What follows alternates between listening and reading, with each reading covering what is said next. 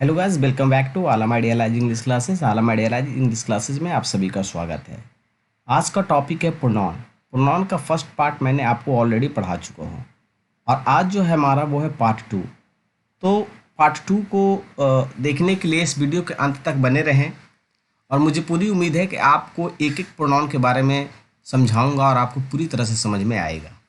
तो चलते हैं हम लोग प्रोनाउन के बारे में पढ़ने के लिए। तो प्रोनाउन को पढ़ने से पहले मैं आपसे एक रिक्वेस्ट करना चाहता हूँ कि आप इसे एक बार सब्सक्राइब कर दें। सब्सक्राइब कर शेयर करें और लाइक करें।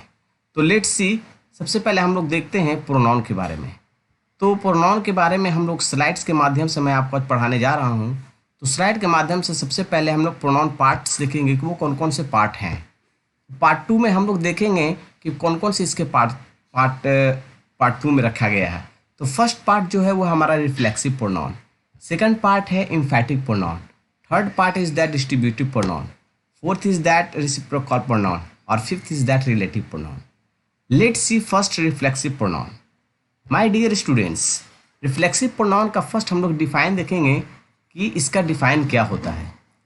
तो reflexive pronoun it effects on subject, यह सब्जेक्ट के ऊपर प्रभाव रखता है, यानी सब्जेक्ट के ऊपर प्रभाव रखता है। अब इसको एग्जाम्पल्स देखेंगे कि कौन कौन से एग्जाम्पल्स होते हैं। Myself, yourself, ourself, himself, herself, itself. आपसे मैं एक रिक्वेस्ट करना चाहता हूँ कि अगर आप चाहें तो अपने इससे नोट्स भी बना सकते हैं। नोट्स के माध्यम से भी आप स्टडी कर सकते हैं। आप अपना कॉपी कलम साथ में लेकर के बैठें और एक एक चीज़ को पॉइंट बाय पॉइंट को नोट करें। कहीं भी अगर कन्फ्यूज़न हो तो आप कमेंट बॉक्स में ज़रूर लिखें। अगर आपको कोई कन्फ्यूजन हो तो वहाँ कमेंट बॉक्स में लिखें, मैं उसका ज़रूर रिप्लाई करूँगा। सेकंड, अब यहाँ पे हम इसका एग्जाम्पल सेंटेंस भी देखते हैं कि सेंटेंस में कैसे करेंगे। एक बात मैं आपको बताना चाहता हूँ यहाँ पे कि I introduce my self. Introduce का मतलब होता है परिचय कराना। आप एक बार सोचिए कि मैं जो परिचय करा रहा हूँ कोई ऑब्जेक्ट पे इसका असर नहीं पड़ रहा है, मैं परिचय खुद को करा रहा हूँ, जो मेरे ही ऊपर इस पे असर पड़ रहा है, यानी मैं जो बोल रहा हूँ उसका असर मेरे ही ऊपर पड़ रहा है। चलिए, इस एग्जाम्पल से नहीं समझ में आए, एक और एग्जाम्पल से लेते हैं। Let's see another example. He enjoys himself. आप किसी पार्टी में गए, आप वहाँ पे एंजॉय कर रहे हैं, तो एंजॉय तो आप खुद पे ही ना कर रहे हैं, खुद अपने महसूस कर रहे हैं। Let's see third examples. She smiles herself. अब मैं खुश हूँ या मैं हंसती हूँ या वह हंसती है, तो जब वह हंसती है तो वो खुद हंसती है। ये जो हंस रही है या वो हंसती है तो वो खुद हंसती है। जैसे मैं रो रहा हूँ, तो मैं रो रहा हूँ, मैं स्वयं रो रहा हूँ, इसका इफेक्ट मेरे ही ऊपर पड़ रहा है। तो thus we can understand reflexive pronoun. Reflexive pronoun के बारे में हम लोग ने यहाँ पे स्टडी किया। Let's see another part. अब हम लोग अनदर पार्ट देखते हैं।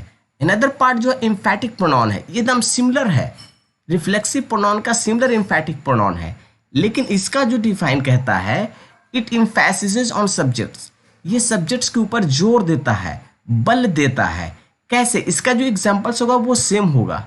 जैसे देख सकते, myself, yourself, ourself, himself, herself, ये सारे के सारे examples as it is reflexive pronoun. लेकिन डिफरेंस क्या है?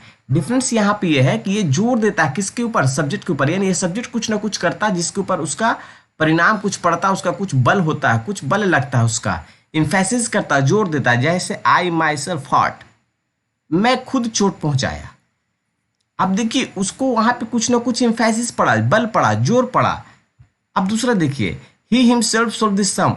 कोई मैथमेटिक्स ऐसे तो सोल्व कर ही नहीं सकता है जब तक उस पर बल, जब तक उस पर जोर, जब तक अपने दिमाग को यूज ना करे। तो ही himself solve this sum. Third is that you yourself admitted your fault. You yourself admitted your fault. आप अपना गलती स्वयं स्वीकार किए। तो thus we can understand and this is the difference between reflexive pronoun और emphatic pronoun। यही हमारा reflexive और emphatic pronoun में difference है। Let's see another part। Another part is that reciprocal pronoun। My dear students, आप एक एक part को लिखते जाइए, अपने कॉपी पे नोट्स बनाते जाइए। मैं एक एक चीज़ को मैं स्टेप बाय स्टेप मैं पढ़ाते आ रहा हूँ।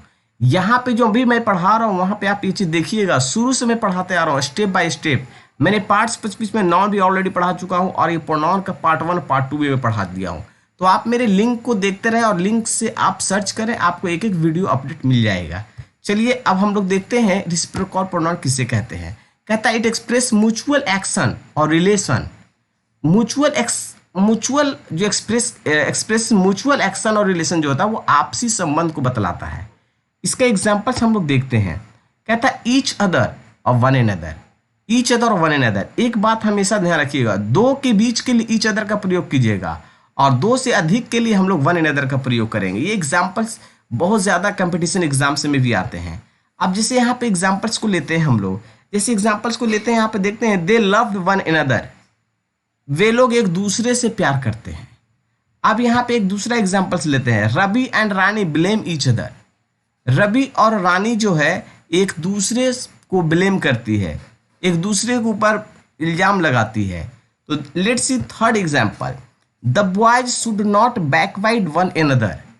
अब यहाँ पे एक बॉयज की बातें नहीं हो रही, बहुत सारे बॉयज की बातें हो रही है। तो लड़कों को जो है ना आपस में या एक दूसरे से कभी भी चुगली नहीं करनी चाहिए। तो ये हमारा रेसिप्रोकल प्रोनाउन हुआ। रेसिप्रोकल प्रोनाउन के बाद अब हम लोग देखते हैं कि अगला जो प्रोनाउन है वो कौन सा प्रोनाउन है। तो अगला प्रोनाउन हमारा जो आने वाला है वो है डिस्ट्रीब्यूटिव प्रोनाउन। डिस्ट्रीब्यूटिव प्रोनाउन हमारा जो है वो भी बहुत ही इंपॉर्टेंट है। डिस्ट्रीब्यूटिव प्रोनाउन का हम लोग देखते हैं, सबसे पहले इसका डिफाइन क्या कहता है। तो इसका डिफाइन कहता है, it refers to distribute any person place और thing.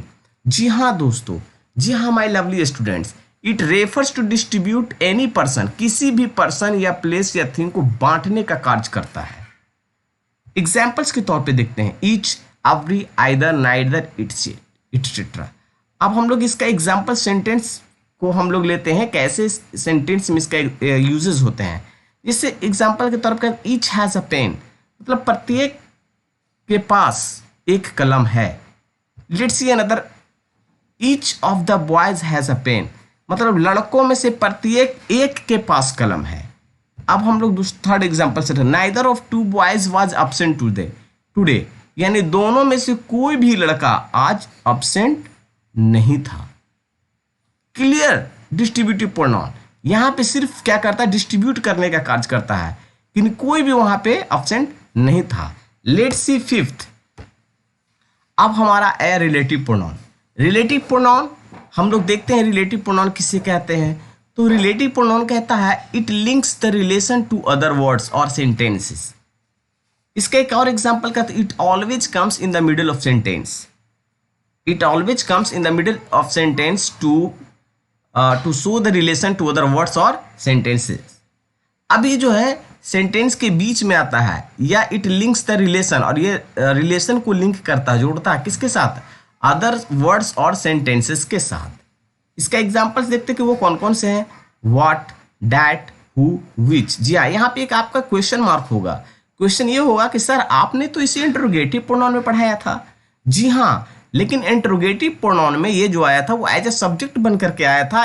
Interrogative pronoun is use to ask question, where है, जबकि यहाँ पे रिलेटिव प्रोनाउन जो यूज हो रहा है ये इट लिंक्स द रिलेशन, यह रिलेशन को लिंक करता है, और यह सेंटेंस के हमेशा मिडिल में आता है, दूसरे शब्दों से संबंध बताने के लिए, दूसरे सेंटेंसेस को संबंध बतलाने के लिए। लेट्स सी एग्जांपल, जब हम आपको एग्जांपल बताएंगे तो बिल्कुल ही समझ में आएगा। अब इसको सेंटेंस में यूजेस देखते हैं।